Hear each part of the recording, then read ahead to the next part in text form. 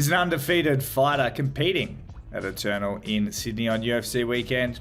Let's see what he has to say. Ladies and gentlemen, this is your main event. Live from HBF Stadium Festival Hall. Melbourne Pavilion. Not even backstage, we're literally outside. Was that the best fight card in Australian MMA history? Call me crazy, but make sure you call me when I'm right. Be good if the Aussie MMA Instagram page would give us a bit of glow up because...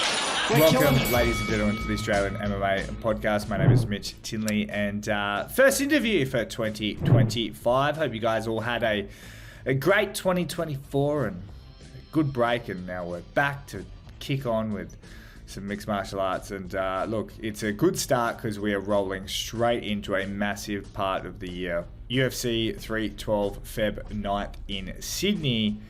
And the night before, Feb 8th, Eternal MMA will be back. And one of the absolute firework fights on the show, Jackson Weir-White taking on Dimitri Petridis, who, look, if I had to wager a bet, this matchup will not hit the floor. Now, Jackson Weir-White trains out of Team Compton, headed by the great Steve Compton. Of course, we've had on the show before Elliot Compton, Tom Nolan, who's in the UFC, Stewie Nickel, who's in the UFC, John Martin Fraser, who's multiple-time Eternal MMA champion. We've had Blair Bratag, who's a future champion. There's so many good guys out of Team Compton. I had the pleasure of watching them train not too long ago, and it was just scientifically violent, if you will. But we chat to Jackson Weir-White, who balances being a gym coach, travels more than an hour to get to training to and from each day, while still managing a family and a gym. He's a former, basically, NRL player, like a junior NRL player. A lot of the guys he played with, played alongside, are all in the state of origin now, if it wasn't for some injuries. So he's definitely a phenomenal athlete. Nice fun chat. Get to know the man because you become more invested in the fight. But he takes on Dimitri Petridis February 8th. You can see that UFC Fight Pass. Hit up Eternal MMA. But ladies and gentlemen, let's hear from our good friends at Vex. And on the other side, Jackson Weir-White. PRP Global and Vex have joined forces, so keep an eye out. Launching mid-November, they've got a new Vex website and new MMA fightwear range releasing shortly.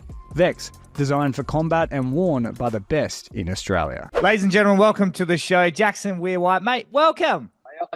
Yeah, good, mate. Good. It's good to finally have you on the show. Christmas break, but you had a fight on your mind. Did it ruin the holidays? No, I came out of a camp for Sam Marles, so I was still fairly in shape. So it was pretty good. So I was able to enjoy myself and not indulge too much, but yeah, it was a good break.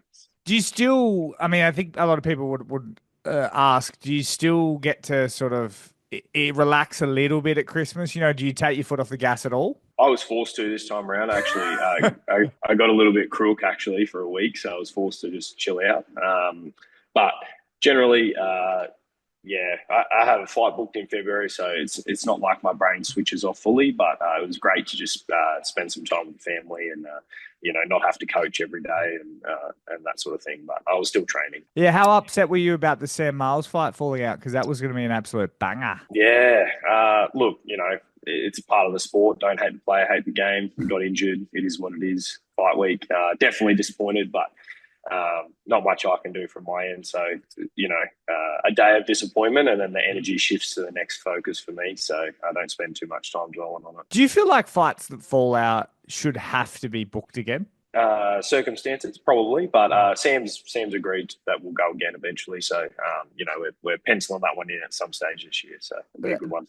There's a lot of exciting fights for you. Do you feel like where do you feel like you fit in the scene right now? I'll be honest, I think I'm a little bit unknown to the scene, which is fine. I respect that. I haven't really done much over the last 12 months due to injuries and that sort of thing. So honestly, I'm just super excited to get in there and just show that there's a new dog in town, and I'm here to take everything from everyone. Now, you've had a bit of a mixed bag amateur-wise, but pro, you seem to be on the right track. I'm going to assume that you're glad with how that's all sort of panned out so far? Yeah, look, amateur, I was upper weight class, took every fight, didn't matter who it was, didn't care. I fought some giants, Had some victories, had some defeats, good fights, bad fights. I had some embarrassing defeats. I experienced all of that early. So I think that's super important. And that's my message to a lot of the young guys these days is when you're an amateur, just fight. Like if you lose, who cares? But, I've had embarrassing losses. I lost in 30 seconds as an amateur. It's on YouTube. I tell my students to look it up all the time. Like it is what it is. But you get on with the job, and if you really want it, you'll get through those things and push on to the next level. Did you sort of plan your amateur career out that way, or did it just sort of pan out that way? I didn't plan to lose. I just planned to I planned to just compete as much as possible. Yeah. I think it was just one of those things where I don't say no. So if a name got put to me, and I think my third amateur fight was like Lonnie, who'd had 13 bloody amateur fights. So, I was just, oh, yeah, let's do it. Let's have a scrap. I think that's a blessing and a curse. But I think more of a blessing in an amateur career. You have to be a bit more sensible in the pro ranks, but I'm glad I got that experience. So what was your sort of journey like? Because having a look at your record, obviously you got a win over Declan Wolfinden, who's at Team Compton. Yeah. What was the story with that? Were you not training there? Was he not training there? What's the situation? He wasn't training there at the time. He probably moved in six months after our bout, I think, from memory. He moved down to Brisbane for work, so he joined the ranks. So it's a great training partner. So how was the situation? What's the sort of protocol when someone you fought wants to join the gym? Obviously, Elliot and Steve asked me first, it's not really up to me, but they sort of gave me the heads up. And me and Declan are really cool. He's a really nice lad. We get along well.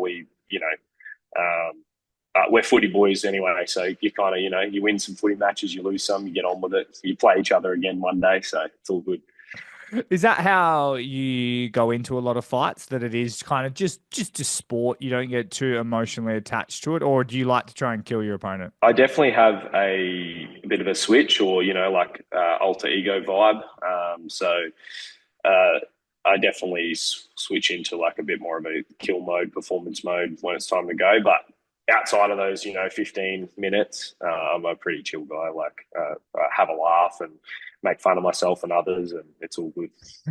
And you mentioned playing footy. Was that a sort of dream growing up? Yeah, look, I was half decent. I was signed to the North Queensland Cowboys at a young age when I was like 15. With guys like Kalen Ponga and Ruben Cotter, the guys playing for State of Origin and stuff. So they were all my alumni, I guess. So a bit of a few injuries when I was 17, 18. I had back surgery when I was 17 in high school. So that sort of put a stop to footy for me for a while. And that was the dream. And it was pretty hard to get over that. A lot of obstacles. And I just threw myself into fighting. I found it. I got really passionate about it. And I guess that's probably why I took so many fights whenever, wherever. I was just ready to go. Interesting. How'd the back surgery come about? Just a bad tackle, slipped a disc. But being a bit of a meathead at the time, 17, bulletproof, I played for a further 6 weeks, and it leaked into my spinal cord and wasn't very good. So I had a little bit of permanent nerve damage for. Well, I still have a tiny bit of it, but it is what it is. I get through it, so it doesn't really affect me anymore. It was just a long journey coming back from that at that young age. So, jeez, injury-wise, what's worse, rugby or MMA? Rugby. I think MMA, weight class sport. You can choose your sparring partners. Rugby, you got a 130 kilo Islander running at you. It's bloody hard work. So, and I used to be in the middle tackling heaps of people. So. I definitely think MMA, you get a few more niggles in MMA, but I don't think you get as many huge injuries. You only fight 3, 4, 5 times a year. So yeah, why'd you get into rugby? I think just where I was from, Central Queensland, and Ipswich, where I am now, it's a huge rugby league community. I just sort of followed what my mates were doing. I used to love watching on TV. I'm a typical Queenslander kid, love watching State of Origin. And yeah, just super passionate about just sport in general, and that was just one that I picked up along the way. Yeah, that's interesting. Yeah, because over in the West, and I grew up in Darwin too. I literally watch State of Origin like each year. That's my That's it. rugby Yeah. league, and I'm like, all Yeah. right, cool. What's happening this year? Yeah. No, that's fair. That's fair. Yeah, did you ever sort of dabble in like Aussie rules or anything like that? No, I guess similar to you, the only game I Yeah. watch is the grand final each year. No, not really. Like I played a little bit of like soccer or football, athletics, tennis, golf. Yeah. I just got thrown into everything, so I think it definitely helped me. I'm a pretty versatile athlete now, so because of it. So. Do you have like a athletic family, or were they into sport, or? Look, not like they definitely were. One of my great uncles won the I think it's called the Stall Gift or something, which is one of the best running races in Australia, like 100-meter sprint. So it's like a grass sprint or something. He won it. So yeah, he won it. Yeah. So Wow. I don't know when, but it was a long time ago. But I guess there's some genes there that run in the family. So I've always been pretty athletic. So That's crazy. And what was the switch to MMA? Like, why did that occur? boxing as a rehab, like physio suggested, like, you know, obviously we started low impact, but just some movement base. And I hate running and riding a bike and whatever. So I thought, you know, I could do some skipping and boxing. So picked that up, and then I just went for fitness, but the coach there was like, oh, you got some bit of go about you, you know, like, and I had a few amateur boxing fights under him. Honestly, like, there was just something missing in boxing. It just wasn't the full package for me. Like, I love it, but it just, the sweet science, I like a bit more violence. So, I like to throw more than just my hands. So, I picked up a bit of jiu-jitsu and wrestling, and then sort of molded them together, learnt some kicks, and here I am. Yeah, that's how I've always noticed with MMA. With boxing and jiu-jitsu, was still like, even in sparring, I was still thinking about problems in life. MMA, I don't think about anything. And I was like, No. that's how you know it's it. Yeah, that's when you know. Yeah. So I definitely found it scratched an itch that was irking me for a while, since sort of I couldn't compete every weekend in footy. So training every day in MMA is like, it's definitely my new, like, everything. Would you still, like, if you had a chance at the UFC or like State of Origin captain, would you still kind of go, I think I want to go to rugby, or is MMA where it's at? UFC. UFC. Yeah. It doesn't, you know, what State of Origin and go, oh God, if only. Yeah, look, I think in an alternate timeline, I'm there anyway. So I kind of look at it like that a bit. So I'm on a new journey now, and you know, UFC is the goal for me. So we're going guns blazing for it. Is it nice to train at a gym where you've got guys that have done it and are currently doing it? Definitely, like it's unreal, to be honest, to be in the same room as these guys every day, and you know, being their go-to training partner and things like that. It's quite a rewarding. It's humbling for sure, but it's also like, oh, you know, like, I must have something here for these guys to respect me like that. So it definitely is motivational for sure. Now, one of the UFC guys that are in the gym, Tom Nolan, is probably one of the most intense men I've ever met in my life. Does he ever smile or crack jokes? No, never. no, he does.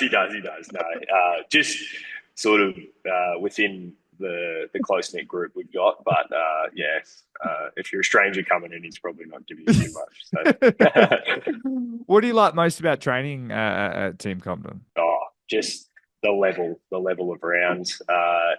There's I think there's no yes men in the room, which is super important.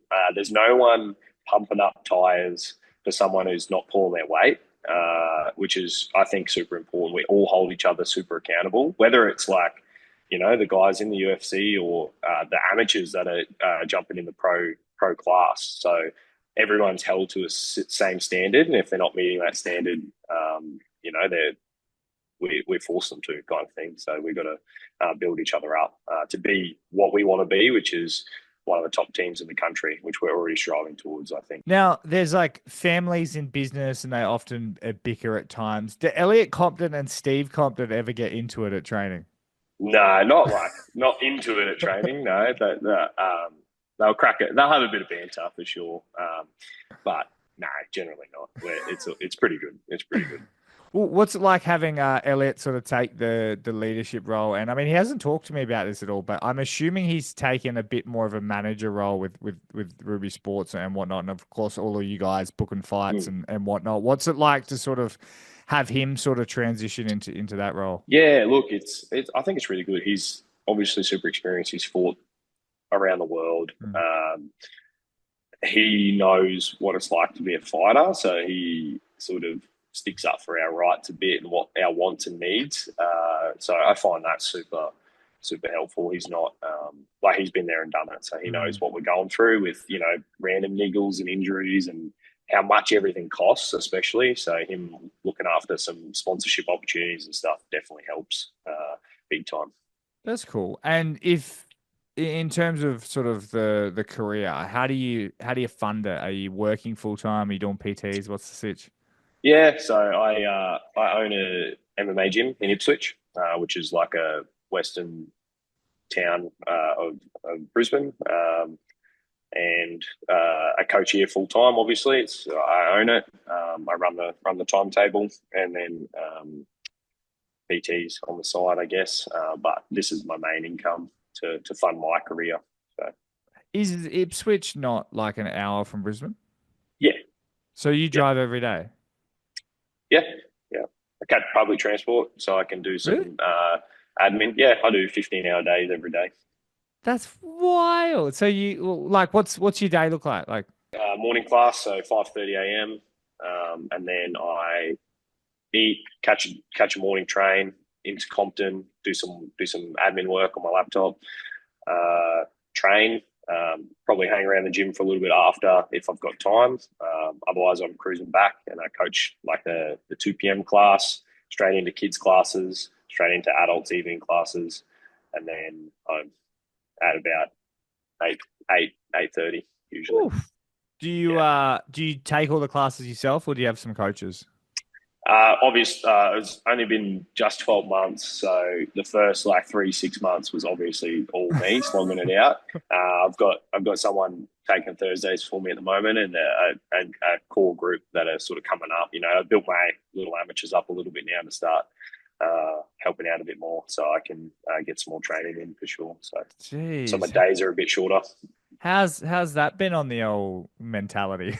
Yeah, I think it's not easy, but I don't think anything worth having is easy. So I want to be where I want to be, which is UFC and a successful business partner, business owner, and provide for my partner and kid. So I think this is what it takes, and I speak with my family and my fiance all the time about our goals, and this is just the grind that it's going to take to get there at the moment. I feel like too the underrated thing of training at Team Compton is there's all these killers, but when you look at it, like Blair Bratag runs an incredible business. You've got John Martin Fraser about to step out and run his own gym. Like I feel like a lot of the guys there really know how to balance life and fighting and making it a living. Do you learn anything from those guys in that sense? Yeah, I think we all just sort of bounce ideas with each other, and I think again having no yes men in the room, like it's honest, it's like don't do that, it's shit, don't try, don't like what are you doing? Stop doing that at your gym. Like no one does that, no one likes that. Or really positive things like we've collaborated on events at my gym, raise some money for both Team Compton and my gym Asylum. So, it's great. Yeah. You ran like a loose fight show there, didn't you? Yeah, we've run 2 inter-club challenges. We've called them, we've coined them. So Team Compton versus Team Asylum, and a few mixed bags of, a few of Stewie's boys from Bros jumped in, and a few friends from around the areas jumped in on the card too, which is cool. Does that feel weird that the gym is sort of thriving so early? It doesn't feel, it might feel weird looking from an outside, I guess, like, oh, 12 months, this gym's Yeah. popping off. But the amount of work I've put in personally, it's not weird to me. It's deserved. Yeah.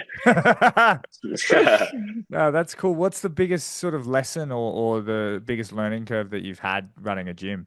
I think obviously time management, but above all, probably just communication with those around you. So business partners, training partners,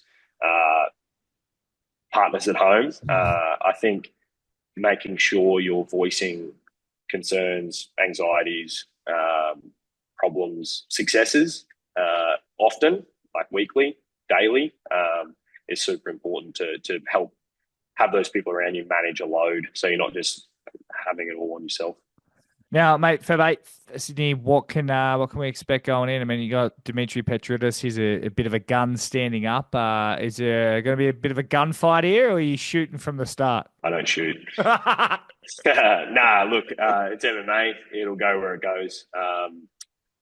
I think he's a great opponent for us both to showcase what we're made of. So I'm really, really excited. Mate, I'll finish it up with this. After it's all said and done, how does Jackson Weir-White want to be remembered in mixed martial arts? Everyone who's fought me will remember me as their toughest fight. Ooh. From early pro ranks at Eternal and beat down all the way to the UFC. They'll remember fighting me above everyone else. Awesome. All right, mate. Well, thank you so much for taking the time. I worries, really mate. appreciate it. It's always good to chat, and I'll see you in Sydney for some violence. Yeah, let's do it.